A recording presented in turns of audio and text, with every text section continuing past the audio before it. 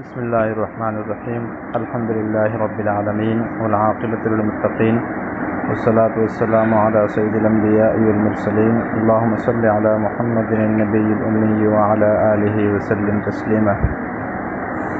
الحمدللہ علم الحدیث کورس کے سلسلے میں روزانہ کی بنیاد پر نبی کریم صلی اللہ علیہ وسلم کے احادیث مبارکہ ترجمہ اور مختصر تشریح کے ساتھ آپ کی خدمت میں پیش کی جاتی ہے. اسی سلسلے میں آج بھی تقریباً 7 احادیث مبارکہ ترجمہ اور مختصر تشریح کے ساتھ پیش کرنا شروع کر دیا ہے. آج کے سبق کی پہلی حدیث نبی کریم صلی اللہ علیہ وسلم کا ارشاد ہے. قال النبی صلی اللہ علیہ وسلم کاد الفقر ان یکون کفرا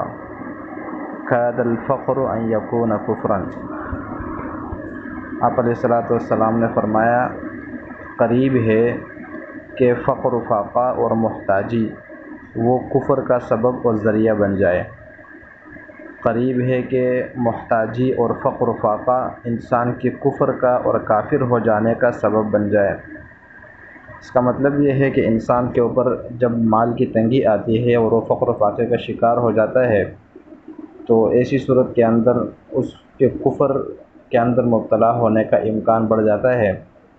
کیونکہ ایک تو وہ اللہ تعالیٰ کے نظام تقسیم کے اوپر اعتراض کرنے لگ جاتا ہے، دوسرا وہ اللہ کے بجائے غیر اللہ کے سامنے ہاتھ پھیلانے لگ جاتا ہے، اور تیسری وجہ اس کی یہ ہوتی ہے کہ وہ جب گناہگار لوگوں کو دیکھتا ہے کہ انہیں اللہ تعالیٰ نے مال و دولت سے نوازا ہے تو ایسی صورت میں اس کے زبان سے کفری کلمات نکلتے ہیں اور اس کے دل کے اندر کفریہ خیالات پیدا ہو جاتے ہیں. اس لیے فرمایا کاد الفقر ان یکون کفرا، قریب ہے کہ فقر فاقہ اور محتاجی کفر کا سبب بن جائے.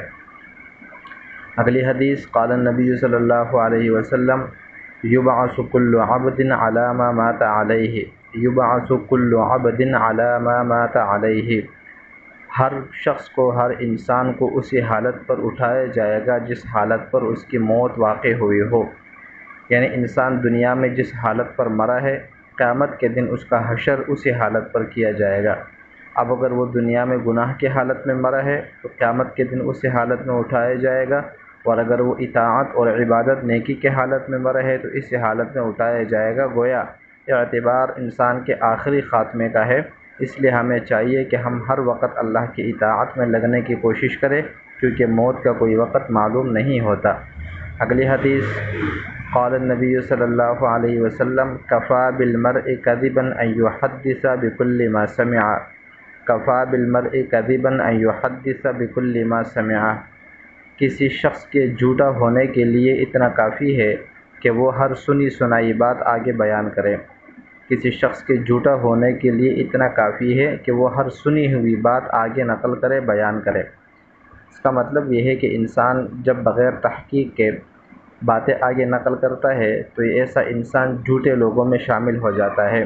کیونکہ تحقیق نہ کرنے کی وجہ سے اس کی بیان کی ہوئی بہت ساری باتیں بعد میں جھوٹ نکلتی ہے اور لوگ اس کے باتوں پر اعتماد کرنا چھوڑ دیتے ہیں. جس طرح جو آدمی لوگوں میں جھوٹا مشہور ہو تو اس کے بات پر اعتماد نہیں کیا جاتا، اسی طرح جو آدمی بغیر تحقیق کے آگے باتیں نقل کرتا ہے تو لوگ اس کی بات پر بھی اعتماد نہیں کرتے اور لوگوں کا اس پر سے بھروسہ جو ہے وہ اٹھ جاتا ہے. اس لیے ہمیں چاہیے کہ کوئی بھی بات سنیں تو بغیر تحقیق کے اسے آگے نقل نہ کریں. اگلی حدیث قال النبی صلی اللہ علیہ وسلم یغفر للشہید کل شیء الا الدین یغفر للشہید کل شیء الا الدین. کہ شہید آدمی کی ہر گناہ، ہر شہید آدمی کا ہر گناہ معاف کیا جا سکتا ہے،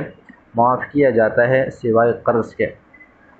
شہید جو اللہ کے راستے میں اپنی جان مال کی قربانی دیتا ہے اور اس قربانی کے بدلے میں اللہ تعالیٰ اس کے تمام گناہوں کو ختم کر دیتا ہے، معاف کر دیتا ہے، بخش دیتا ہے.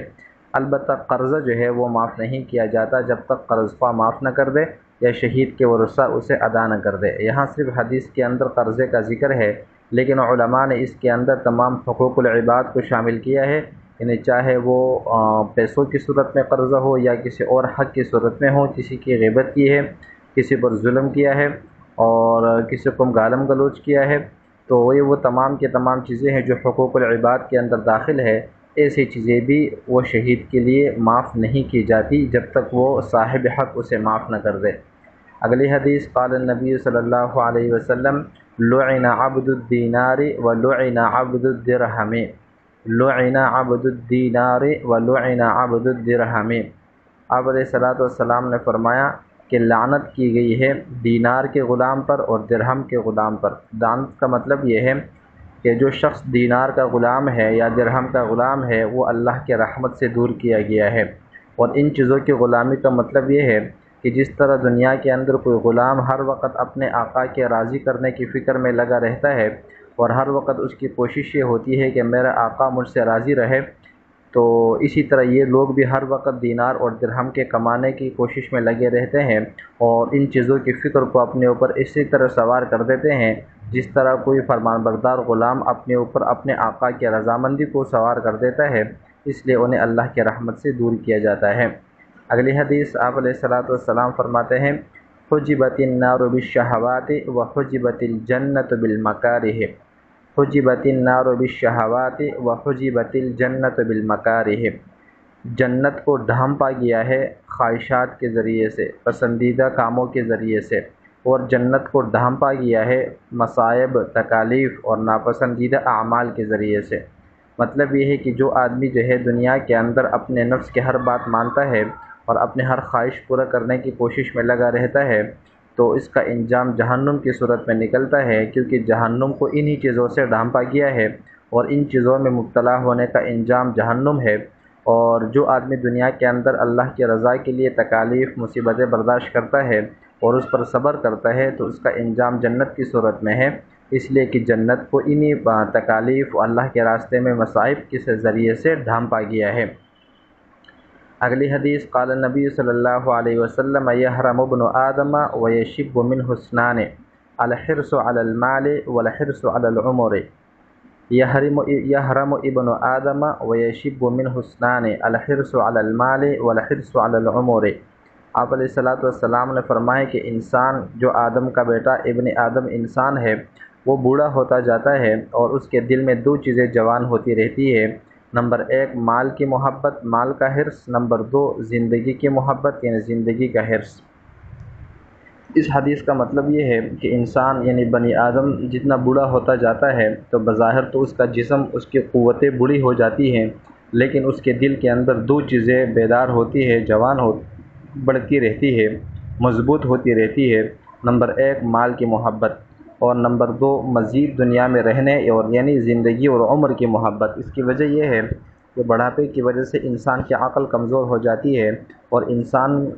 کے اندر اللہ کی طرف سے عقل ہی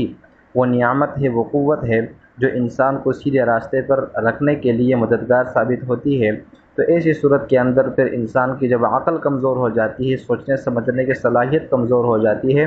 تو پھر انسان جو ہے وہ زیادہ مال کو جمع کرنے کی فکر میں لگ جاتا ہے اور وہ یہ چاہتا ہے کہ دنیا کے اندر میری زندگی طویل سے طویل ہوتی جائے تاکہ میں اپنے خواہشات کو مزید پورا کر سکوں۔